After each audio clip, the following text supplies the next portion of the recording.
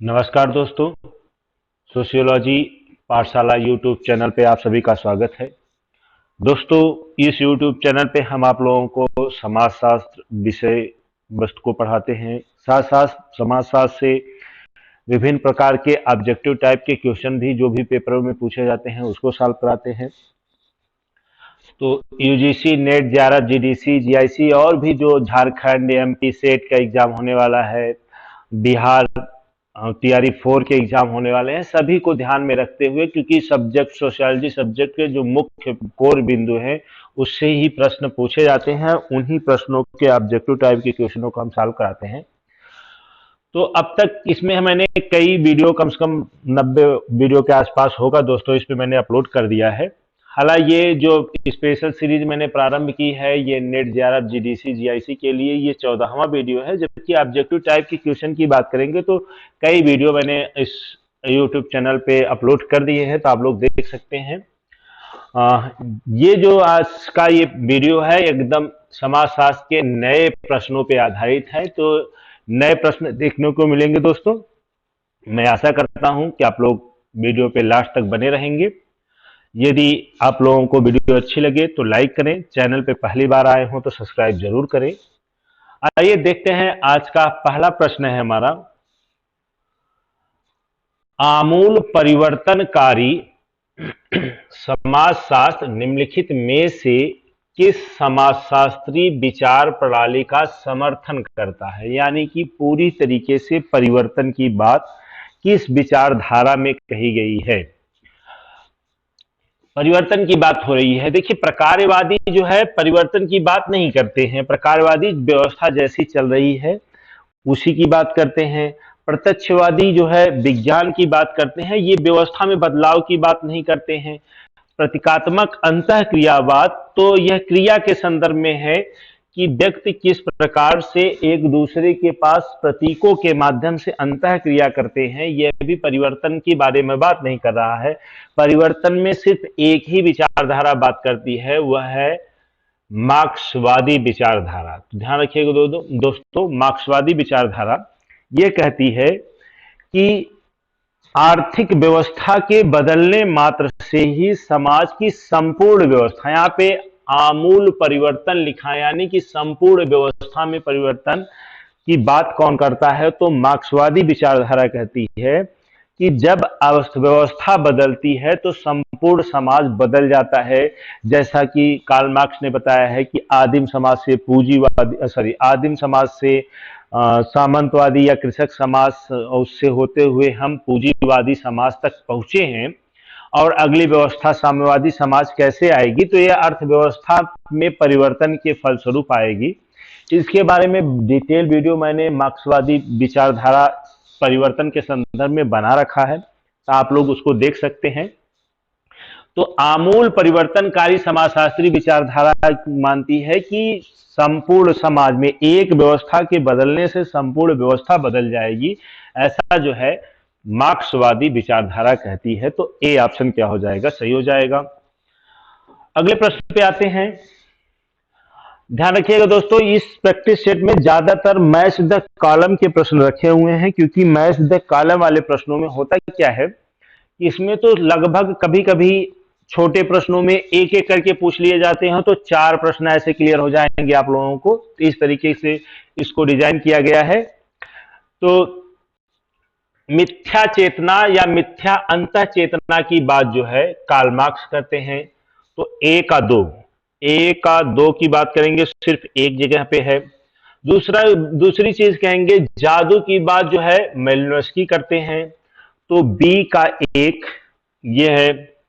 विवेक सम्मत कार्य, तर्कपूर्ण कार्य की बात जो है मैक्स वेबर करते हैं। तो सी का 4। और नैतिक समुदाय, यानी कि जिस प्रकार से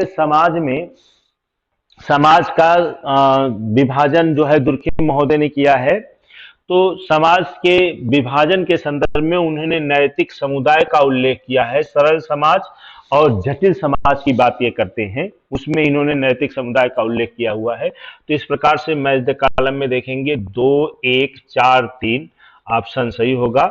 तो बी ऑप्शन हमारा क्या हो जाएगा? सही हो जाएगा। ये आप लोग लिख लीजिएगा दोस्तों, बार बार ये परीक्षाओं में पूछा जाए। जाति के बारे में तो फ्रेजर महोदय भी बात करते हैं, मालिनोव्स्की बात करते हैं, जो कि फ्रेजर नहीं है तो फिर इसमें आएगा मालिनोव्स्की का। मिथ्या चेतना की बात जो है, कार्ल मार्क्स उस समय कहते हैं कि जब स्वयं में वर्ग होता है, कि यानी कि जब अभी सर्वहारा वर्ग जो है मिथ्या चेतना में पड़ा हुआ है कि हमारा जो है पूंजीपति वर्ग जो है हमारा लाभ दे रहे हैं, हमको लाभ दे रहे हैं। इस प्रकार की चेतना जो है मिथ्या चेतना में आता है। जब वह इस मिथ्या चेतना से बाहर आएंगे तब वह क्या करेंगे, क्रांति करेंगे। ऐसी बात जो है कार्ल मार्क्स महोदय कहते हैं। तर्कसंगत क्रिया की बात मैक्स वेबर, और नैतिक समुदाय दुर्खिम। तो 2, 1, 4, 3 विकल्प क्या होगा, सही हो जाएगा। अगला प्रश्न है अभिकथन और कारण है। अभिकथन देखते हैं क्या दोस्तों। कार्ल मार्क्स ने सभी पूंजीवादी समाजों को सर्वहारा वर्ग के शोषण पर आधारित माना है। यह केवल मार्क्स के बारे में कह रहे हैं कि कार्ल मार्क्स ने पूंजीवादी समाज को सर्वहारा वर्ग के शोषण पर आधारित माना है। तो ये बात सही है। पूंजीवादी समाज का विकास किस आधार पर होता है, तो कार्ल मार्क्स महोदय कहते हैं कि यह सर्वहारा वर्ग के शोषण के माध्यम से जो अतिरिक्त पूंजी का लाभ कमा करके यह क्या है, पूंजीपति बने हैं। तो ये विकल्प क्या हो जाएगा, अभिकथन तो सही है। अब ध्यान रखना है, कारण पूछा है कि सर्वहारा वर्ग में गरीबी नहीं बढ़ी है। तो ध्यान रखिएगा, सर्वहारा वर्ग में गरीबी नहीं बढ़ी है, यह भी विकल्प सही होगा। क्योंकि जब कार्ल मार्क्स महोदय ने ऐसी बातें कही तो पूंजीवादी विचारधारा ने अपने जो शोषण के तत्व थे उनको क्या कर दिया, कम कर दिया। मतलब शोषण जो पहले चरम पे पहुंचता तो क्या हुआ, कुछ सुविधाएं जो है सर्वहारा वर्ग को देना प्रारंभ कर देते हैं। ध्यान रखिएगा, जो शोषण पहले बहुत ज्यादा था, कार्ल मार्क्स की इस विचारधारा के कारण सर्वहारा वर्ग का शोषण कम होता है, सुविधाएं मिलने लगती हैं। इस वजह से सर्वहारा वर्ग में गरीबी नहीं बढ़ती है। यही तो कारण था कि कार्ल मार्क्स की यह थ्योरी क्या हो जाती है, समाजवादी समाज की फेल हो जाती है। तो यह भी सही है, लेकिन यह जो है कारण की व्याख्या नहीं कर रहा है। क्योंकि यह गरीबी बढ़नी चाहिए, भाई शोषण पे आधारित है तो गरीबी बढ़नी चाहिए थी। क्योंकि इसका उल्टा हो गया तो इसका मतलब व्याख्या सही नहीं है। तो इस प्रकार से ए आर दोनों सही है, परंतु ए जो है स्पष्टीकरण नहीं है। तो सी विकल्प क्या हो जाएगा, सही हो जाएगा। अगले प्रश्न पे आते हैं। यह भी मैच द कॉलम है। अच्छा, मैच द कॉलम नहीं, पूछा हुआ है कि इसमें से कूट से बताना है कि कौन सा विकल्प सही होगा। सामाजिक प्रणाली को अछूड़े मतलब समाप्त होने से बचाए रखने के निम्नलिखित में से कौन से कार्य आवश्यक हैं, नीचे दिए गए कार्यों से चयन कीजिए। तो आप लोग जानते होंगे एजिल मॉडल। एजिल मॉडल जो है पार्सन्स महोदय ने दिया हुआ है। इसमें ए से हो जाता है क्या, अनुकूलन एडाप्टेशन। जी से हो जाता है क्या, लक्ष्य प्राप्ति या गोल ओरिएंटेशन। उसके बाद आई से होता है क्या कहते हैं, लिजिमिटेशन।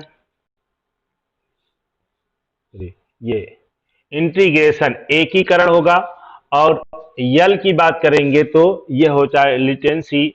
ये तो इस प्रकार से 1, 3, 4, 5, 1, 3, 4, 5 सही हो जाएगा। यानी कि सामाजिक प्रणाली को अछूट रखने की बात जो है अनुकूलन, एकीकरण, लक्ष्य प्राप्ति और प्रच्छन्नता लेटेंसी के माध्यम से की जाती है। एडाप्टेशन, इंटीग्रेशन, गोल ओरिएंटेशन, लेटेंसी। तो 1, 3, 4, 5 विकल्प क्या हो जाएगा, सही हो जाएगा। अगला प्रश्न है, शोध से संबंधित प्रश्न है कि किसी परिघटना अथवा प्रक्रिया अथवा घटना जो कि ऐतिहासिकता तथा व्यापक समाज के साथ अंतर संबंध पर केंद्रित होती है, के गहन अध्ययन, यह ध्यान रखिएगा, किसी के गहन अध्ययन को कहा जाता है। तो यानी कि किसी एक इकाई का जो घटना हो सकती है, कोई प्रक्रिया हो सकती है, ऐतिहासिक घटना हो सकती है, किसी समाज की व्यापकता को लिए गए होते हैं, का हम जब गहन अध्ययन करते हैं तो वो क्या कहलाता है? अंतर वस्तु विश्लेषण, सहभागी अवलोकन, अंतर वस्तु विश्लेषण, या फिर क्या है, एकल अध्ययन। तो ध्यान रखिएगा, किसी भी एक घटना, प्रक्रिया या ऐतिहासिक घटना या व्यापक समाज के हम गहन अध्ययन करते हैं तो वो कहलाता है केस स्टडी। एकल अध्ययन पद्धति केस स्टडी के नाम से जाना जाता है। यानी कि किसी एक इकाई का व्यापक रूप से, गहन रूप से जब अध्ययन किया जाता है तो वह कहलाता है एकल अध्ययन या केस स्टडी। अगला प्रश्न है, सामाजिक शोध में निम्नलिखित में से कौन नैतिकता परक विचारणीय मुद्दा नहीं है? ये पूछा है कि नैतिकता से, शोध में नैतिकता, एक आप लोग अगर यदि शोध करेंगे या फिर शोध से संबंधित कहीं पे विचार को पढ़ेंगे तो उसमें एक टॉपिक आता है शोध में नैतिकता। तो शोध में नैतिकता यानी कि आंकड़ों को इकट्ठा करते समय आपको किन किन बातों को ध्यान रखना है। सॉरी दोस्तों, तो आंकड़ों को किससे इकट्ठे करने हैं और उत्तरदाताओं को कोई प्रभाव न पड़े। तो ध्यान रखिएगा क्या होता है, इसे बोला जाता है शोध नैतिकता। आपके जो शोध होंगे वो मौलिक तत्वों पर आधारित होने चाहिए और आंकड़े इकट्ठा करते समय किन किन बातों का ध्यान रखा जाता है। तो पहले ध्यान रखिएगा, आंकड़ा संग्रह करते समय उत्तरदाताओं को शारीरिक तथा मनोवैज्ञानिक क्षति से बचाना। यह यानी कि जो आपका उत्तरदाता है उसको शारीरिक क्षति न हो, मानसिक रूप से उसे परेशान न हो, ऐसी धारणा आपकी शोध नैतिकता के अंतर्गत रखी गई है। एक चीज और, तो ये मतलब ये जो है शोध नैतिकता की बात तो करता है, तो ये पूछा है कौन सा नहीं है, इस चीज पे ध्यान रखिएगा दोस्तों। अब दूसरा है उत्तरदाताओं की गोपनीयता तथा निजता को सुरक्षित रखना। यानी कि जिस उत्तरदाता से आप प्रश्नों को पूछ रहे हैं उसके इन प्रश्नों को गोपनीय रखा जाता है, उसकी निजता भंग नहीं होनी चाहिए। कहने का मतलब कि उससे जो कुछ बताया हुआ है वह जो है सार्वजनिक जीवन में नहीं आना चाहिए। इसीलिए शोध नैतिकता के अंतर्गत यह भी रखा जाता है, यदि कहीं आप फोटो उनकी यूज भी कर रहे हैं तो उसको ब्लर करके यूज करें। यदि उनके नाम को यूज करना है तो नाम को परिवर्तित करके यूज करें। तो यह होता है उत्तरदाताओं की गोपनीयता। दूसरी चीज है सूचना एकत्र करने के लिए उत्तरदाता की सहमति प्राप्त करना। तो यह भी शोध नैतिकता के अंतर्गत आता है। यह भी शोध नैतिकता है और यह भी कि उत्तरदाता से हम पहले उत्तर प्रश्न पूछने से पहले उससे सहमति लेते हैं, उसे बताते हैं कि हम इन इन प्रश्नों को पूछेंगे, इसका यह उपयोग है, हमारे शोध में क्या इसका उपयोगिता है, इसके बारे में पहले सूचना ली जाती है कि आप जवाब देने में सक्षम है कि नहीं, आप कब खाली होंगे, ये चीजें जो है उनसे ली जाती है। एक चीज ध्यान रखिएगा दोस्तों, कभी भी वह अपराध सिद्ध करने के लिए इन चीजों को नहीं दे सकते हैं आप, क्योंकि आपने पहले से उसे यह सब परामर्श लिया हुआ है। तो यह सब शोध नैतिकता के अंतर्गत आता है। एक चीज मैं आप लोगों को बता दूं, थोड़ी कहानी टाइप की भी बता दूंगे तो आप लोगों को समझ में आएगा, क्योंकि यह हमने शोध नैतिकता के बारे में विस्तृत रूप से पढ़ा हुआ है दोस्तों। तो मान लीजिए किसी उत्तरदाता से आपने प्रश्न पूछा है और उत्तरदाता उस समय आपके पास उपलब्ध रहा। यदि किसी केस में उस समय उसको फंसा दिया जाता है तो आप उसके लिए उसकी सुरक्षा भी करेंगे कि नहीं, यह व्यक्ति उस समय हमारे पास उपलब्ध था। यह भी शोध नैतिकता के अंतर्गत आता है। यानी आप किसी भी तरीके से आप अपने उत्तरदाता का छलपूर्वक नहीं, जानबूझ करके, मतलब जो सच्चाई है उसको आप सामने रखेंगे। यह कोर्ट में भी रखा जा सकता है कि नहीं भाई, यह व्यक्ति हमको उस समय हमारे पास उपलब्ध था। तो इस प्रकार से यह सब शोध नैतिकता के अंतर्गत आते हैं। लास्ट ऑप्शन है डी, छल पूर्वक आंकड़ा प्राप्त करना। यह जो है शोध नैतिकता के अंतर्गत नहीं आता है। तो यही विकल्प क्या हो जाएगा, सही हो जाएगा, क्योंकि शोध नैतिकता यह नहीं कहता कि छल पूर्वक किसी भी प्रकार से आप आंकड़े को इकट्ठा कर ले। अगला प्रश्न है दोस्तों, 7वां प्रश्न है, निम्नलिखित में से कौन सहसंबंध का मापन नहीं है? सहसंबंध के मापन के लिए नहीं है। तो काई स्क्वायर टेस्ट, छात्र का टी टेस्ट, माध्य प्रकीर्णन, उत्पाद गति गुणांक। तो ध्यान रखिएगा दोस्तों, काई स्क्वायर टेस्ट भी सहसंबंध गुणांक के लिए यूज किया जाता है। छात्रों का टी टेस्ट भी जो है सहसंबंध को जानने के लिए, और उत्पाद गति गुणांक को भी जानने के लिए टी टेस्ट का सहसंबंध गुणांक का उपयोग किया जाता है। माध्य प्रकीर्ण यानी मीन डिफ्रेंशिएशन का प्रयोग जो है सहसंबंध गुणांक के लिए उपयोग नहीं किया जाता है। तो सी विकल्प क्या हो जाएगा, सही हो जाएगा। अगले प्रश्न पे आते हैं। प्रश्न बहुत लंबा चौड़ा दिख रहा है दोस्तों, देखिए क्या होता है। कमला एक महाविद्यालय में पढ़ाते हैं, यानी वो प्राध्यापिका हैं। एक किटी पार्टी आयोजित करती हैं, यानी किटी पार्टी में भी जाती हैं। अपनी पुत्री की देखभाल भी करती हैं। महिला संगठन की बैठक की सभापतित्व माने की अध्यक्षता भी करती हैं। उनकी भूमिकाओं का वर्णन करने के लिए निम्नलिखित में से किस अवधारणा का उपयोग किया जाता है? भूमिका संघर्ष तो यह नहीं होगा, क्योंकि भूमिका संघर्ष में कहने का मतलब एक व्यक्ति की अनेक भूमिकाओं के बीच में संघर्ष जब होता है तब उसे भूमिका संघर्ष कहा जाता है। फिर से समझ लीजिए, एक व्यक्ति कई परिस्थितियां धारण किए हुए है। इन परिस्थितियों के जो भूमिकाएं हैं उन्हें निभाने में यदि कोई कठिनाई होती है तो भूमिका संघर्ष कहा जाता है। इसमें इस चीज की बात नहीं किया हुआ है दोस्तों कि यह किसी प्रकार का संघर्ष कर रही, मत कह रहा है कि यह सब काम करती हैं वो, यह भूमिका संघर्ष तो नहीं है। अब आते हैं भूमिका पुंज। भूमिका पुंज का मतलब होता है एक व्यक्ति की एक परिस्थिति से जुड़े हुए जितने भी कार्य होते हैं उसे भूमिका पुंज कहा जाता है। पिछली क्लास में भी मैंने बताया था कि मान लीजिए एक डॉक्टर है, तो एक ही परिस्थिति है, उसका मरीज के साथ किस प्रकार का संबंध है, उसका अन्य डॉक्टर के साथ संबंध किस प्रकार का है, उसका नर्स के साथ किस प्रकार का संबंध है, मरीज के घर वालों के साथ किस प्रकार का संबंध है। तो ये सब मिलाकर के क्या कहलाएगा, एक परिस्थिति से जुड़ी हुई जितने भी कार्य हैं वो भूमिका पुंज के अंतर्गत आते हैं। तो यह भी नहीं होगा, क्योंकि यह इस एक व्यक्ति की अनेक परिस्थितियां से जुड़े हुए अनेक भूमिकाएं हैं, यानी एक परिस्थिति नहीं, अनेक परिस्थिति और अनेक भूमिकाएं जो होती हैं वो बहुल भूमिका कही जाती है, न कि भूमिका पुंज।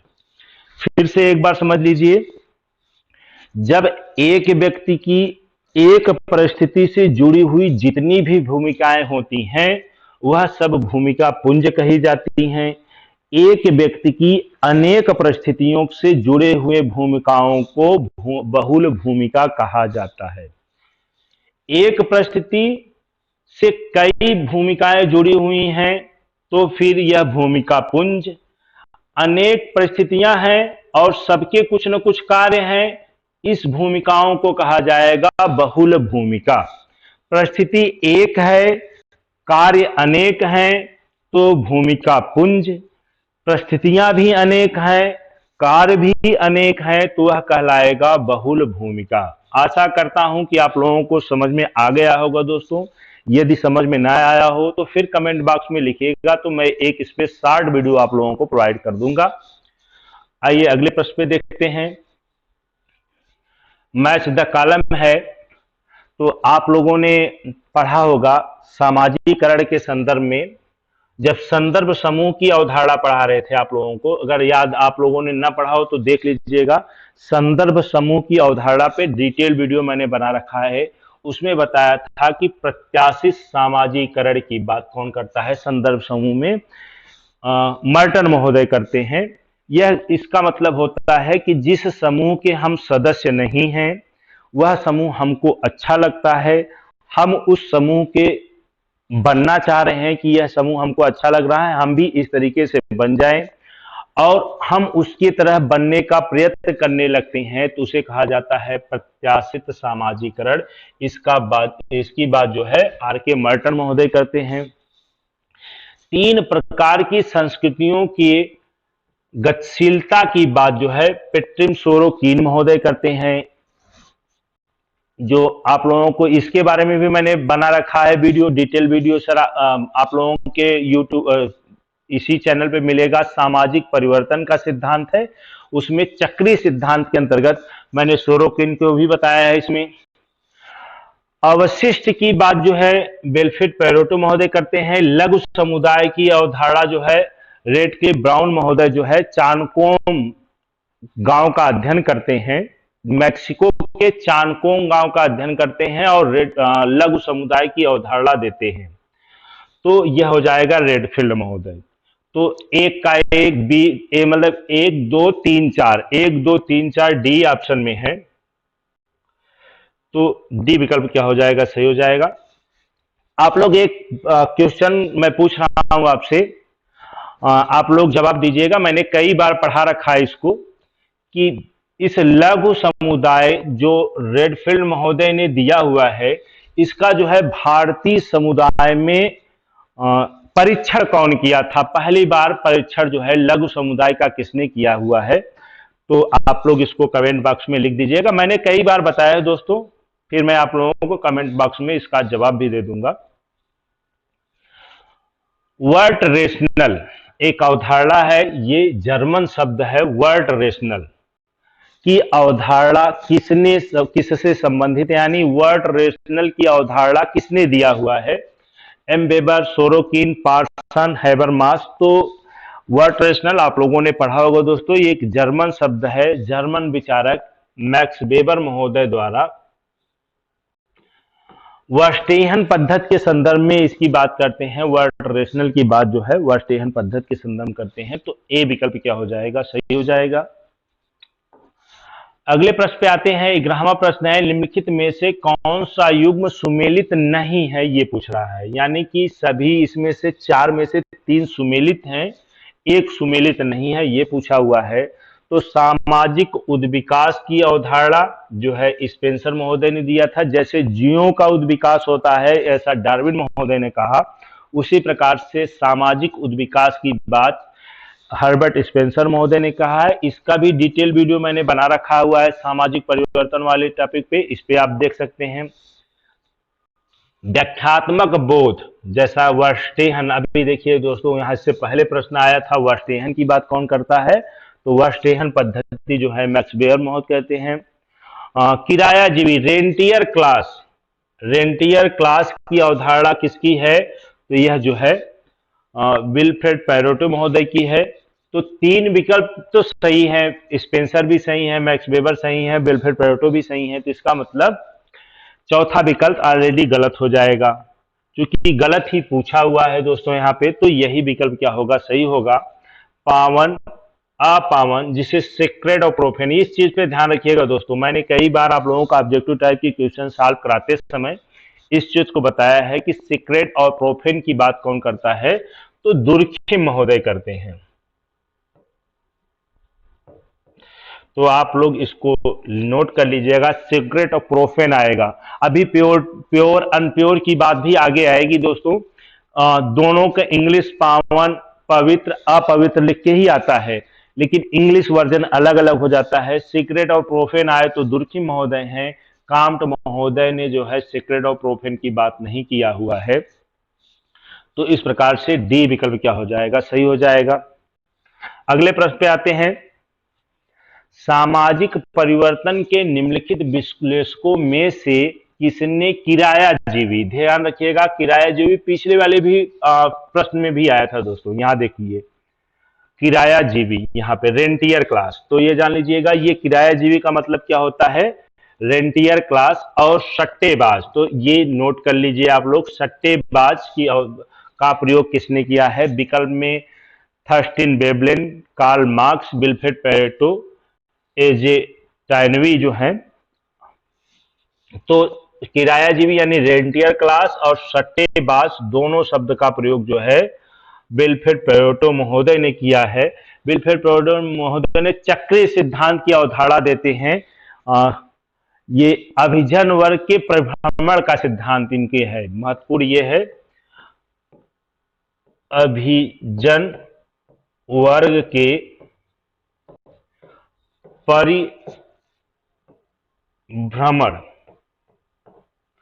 अभिजन वर्ग के परिभ्रमण का सिद्धांत जो है विल्फ्रेड पेरेटो महोदय देते हैं। उसी में इन्होंने रेंटियर क्लास यानी उच्च क्या कहते हैं अभिजन वर्ग और सट्टेबाज की बात ये करते हैं, और सत्ता के परिवर्तन की बात ये करते हैं। ये भी मैंने चक्रीय सिद्धांत में सामाजिक परिवर्तन के चक्रीय सिद्धांत में बताया हुआ है दोस्तों। तो मैं यहाँ पे आई बटन में उसको दे दूंगा, तो आप लोग उस वीडियो को देख लीजिएगा, तो आप लोगों को समझ में आ जाएगा।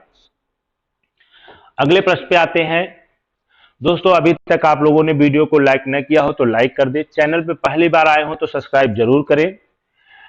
निम्नलिखित में से किसे उत्तर आधुनिकतावादी विचारक नहीं समझा जाता, यानी कि इन सभी विचारकों में से कौन सा उत्तर आधुनिकतावादी विचारक नहीं है, Jeffrey Alexander, Jacques Derrida, F Jameson, J F Lyotard. तो ध्यान रखिएगा दोस्तों, जेफ्री अलेक्जेंडर महोदय जो हैं ये आधुनिक समाजशास्त्री विचारक हैं, आधुनिकतावाद की बात करते हैं। ये उत्तर आधुनिक नहीं है, बाकी ये जो चार विकल्प है डेरिडा, जेमेंसन, लियोटार्ड, ये जो है उत्तर आधुनिक है।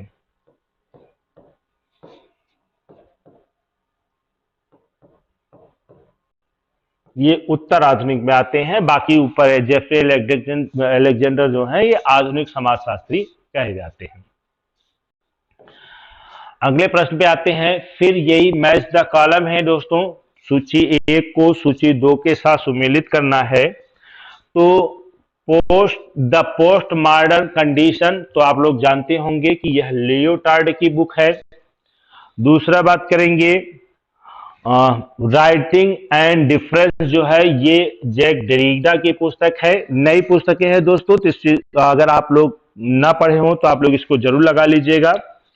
उसके बाद पोस्ट मॉडर्निज्म और the cultural logic and late capitalism, late capitalism के नाम से ये पुस्तक है। पूरी पुस्तक ध्यान रखिएगा, ये जो है जेमेंसन की पुस्तक है।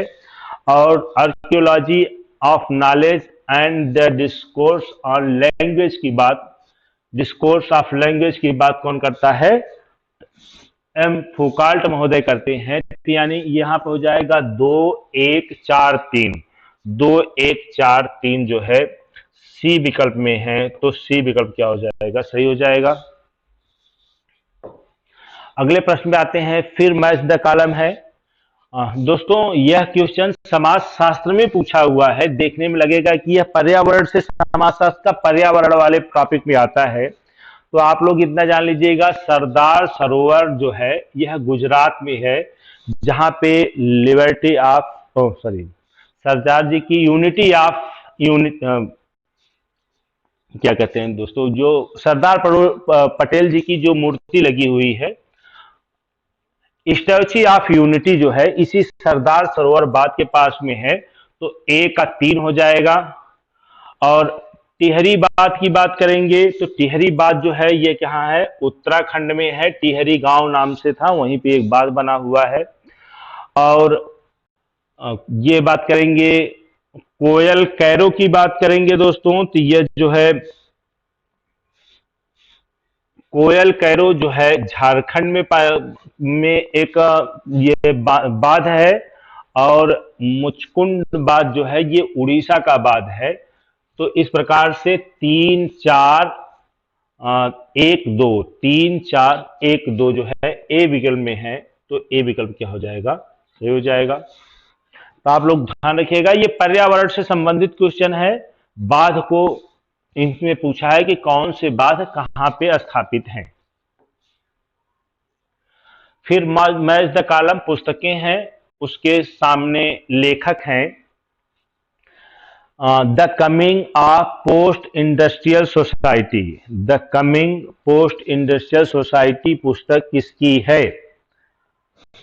तो आप लोग भी साथ साथ लगाते रहिएगा। यह the coming of post industrial society Daniel well की है। उसके बाद बात करेंगे द पोस्ट कैपिटलिस्ट सोसाइटी की बात, पीटर ड्रगर कहते हैं, तो ये 4 हो जाएगा। उसके बाद द थर्ड वेव, तो ये आप लोगों ने सुना ही होगा, एल्विन टॉफलर महोदय की बुक है। उसके बाद द इंफॉर्मेशन एज जो है कॉस्टेल की है, एम कॉस्टेल महोदय की द इंफॉर्मेशन एज बुक है। इस प्रकार से 2 4 1 3, 2 4 1 3, 2 4 1 3 डी ऑप्शन में है, तो डी ऑप्शन को करेक्ट कर लीजिएगा दोस्तों। यहाँ पे ये सब नई पुस्तकें हैं दोस्तों, हो सकता है कभी भी आने वाले एग्जाम में पूछ लिए जाए, तो इसको मैंने सुमेलित मैच द कॉलम में लगाया है। तो ये एक पुस्तकें इंपॉर्टेंट है, आप लोग इसको जरूर नोट करके रखिएगा। अगला प्रश्न है फिर match the column, who are the sadhu, social background of Indian nationalism, homo hierarchicus, caste class and occupation. Caste class and occupation जो है जीएस घुरिये महोदय की पुस्तक है। होमो हराइकस जो है ड्यूमा की पुस्तक है। Sorry, who are the Shudras, ये जो है बी आर अंबेडकर की पुस्तक है। Social background of Indian nationalism, ये पुस्तक जो है ए आर देसाई महोदय की है। तो इस प्रकार से 4 3 1 2, 4 3, सॉरी दोस्तों ये हो जाएगा होमो हराइकस ड्यूमा का है 1, 4 3 1 2, ये है डी विकल्प में सही हो जाएगा, 4 3 1 2। अगले प्रश्न पे आते हैं दोस्तों, फिर मैच द कॉलम। यहाँ पे कुछ अवधारणाएं हैं, उससे संबंधित विचारक हैं। देखिए आप लोगों को बोला था यहाँ पे प्योरिटी एंड पॉपुलेशन की बात, वहां पे जैसे दुर्खिम का नाम आएगा तो वहां सेक्रेट और प्रोफेन आएगा। ड्यूमा की बात करेंगे, पवित्रता और प्रदूषण की जगह पे कौन आएगा, ड्यूमा। सांस्कृतिक विविधता की बात, स्वतंत्रता आंदोलन की बात करेंगे तो ए आर देसाई महोदय ने इंडियन नेशनलिज्म के नाम से जो बुक है उसमें स्वतंत्रता आंदोलन का अध्ययन करके बताते हैं। तो क्या हो जाएगा, डी का हो जाएगा 3। सांस्कृतिक विविधता की बात कौन करता है, तो डीपी मुखर्जी महोदय करते हैं। सामाजिक न्याय की बात जो है कौन करता है, तो बी आर अंबेडकर, संविधान निर्माता B R Ambedkar, Bharat Ratna B R Ambedkar महोदय जो है सामाजिक न्याय पिछले दलित और महिलाओं के जो शोषण हुए हैं उसके सामाजिक न्याय की बात ये करते हैं, तो बी आर अंबेडकर महोदय हो जाएंगे। तो इस प्रकार से हो जाएगा ए का 4, बी का 1, ए का 4, बी का 1 जो है इस ऑप्शन में है, साथ में 2 और 3 हो जाएंगे, तो ए विकल्प क्या हो जाएगा, सही हो जाएगा। अगले प्रश्न पे आते हैं दोस्तों, 19वां सेकंड लास्ट प्रश्न है दोस्तों इस प्रतिशत का।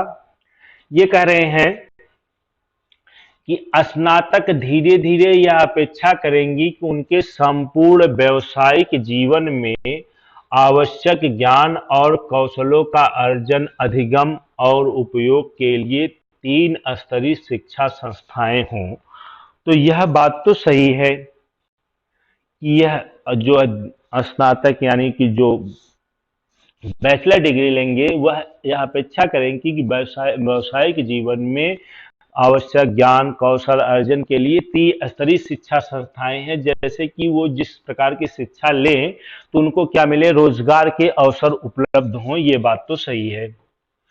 दूसरी चीज, हालांकि उन्नत ज्ञान के उत्पादन और संगठन के लिए एक ढांचे के रूप में उच्च शिक्षा पहले ही औपचारिक तौर पर तैयार कर दी गई है, तथापि ज्ञान की अर्थव्यवस्था और वैश्वीकरण के महत्व के कारण उच्च शिक्षा की नई मांग आई है। यह भी बात सही है कि पहले ही उच्च शिक्षा में इस प्रकार की व्यवस्था की गई है, किंतु औपचारिक तौर पे अर्थव्यवस्था और वैश्वीकरण के कारण एक नई मांग आई है। यह भी बात सही है, किंतु यह जो है ऊपर वाली जो अभिकथन है इसकी व्याख्या नहीं कर रहा है, क्योंकि यहाँ पे बता रहा है कि मांग करेंगे, त्रिस्तरीय शिक्षाएं जो संस्थाएं हों ऐसी मांग करेंगे। इसमें कह रहा है कि नहीं, ये तो शिक्षा व्यवस्था में पहले से ही लागू है, हमारी उच्च शिक्षा व्यवस्था में ऐसी लागू है, इसलिए इसकी व्याख्या नहीं कर रहा है। तो यानी ए और आर दोनों सही है, लेकिन आर ए की सही व्याख्या या कारण नहीं है, तो ए विकल्प क्या हो जाएगा, सही हो जाएगा। लास्ट प्रश्न है दोस्तों इस प्रैक्टिस सेट का। यदि वीडियो अच्छी लगी हो तो लाइक करें, चैनल पे पहली बार आए हो तो सब्सक्राइब जरूर करें। प्रश्न है, एनोमी शब्द का उपयोग निम्नलिखित में से किसने किया है? तो आप लोगों ने अगर पढ़ा हो तो जानते होंगे कि सबसे पहली बार एनोमी शब्द का प्रयोग जो है इमाइल दुर्खिम महोदय ने किया था। उसके बाद इनकी विचारधाराओं को ध्यान में रखते हुए आर के मर्टन महोदय ने भी एनोमी का अध्ययन किया था। मैक्स वेबर और कार्ल मार्क्स ने एनोमी का अध्ययन नहीं किया हुआ है, तो 3 और 4 विकल्प सही होगा। एनोमी शब्द का प्रयोग जो है दुर्खिम और मर्टन महोदय ने किया है, तो डी विकल्प क्या हो जाएगा, सही हो जाएगा। तो इस प्रकार से दोस्तों ये प्रैक्टिस सेट 20 प्रश्नों का प्रैक्टिस सेट है, यही पूर्ण होता है। यदि वीडियो अच्छी लगी हो तो लाइक करें, चैनल पे पहली बार आए हो तो सब्सक्राइब जरूर करें। यदि कुछ स्पेशल टॉपिक पे आप लोग वीडियो चाह रहे हैं तो कमेंट जरूर करके बताएं, मैं उस पर वीडियो बनाऊंगा। बहुत बहुत धन्यवाद। जय हिंद, जय भारत।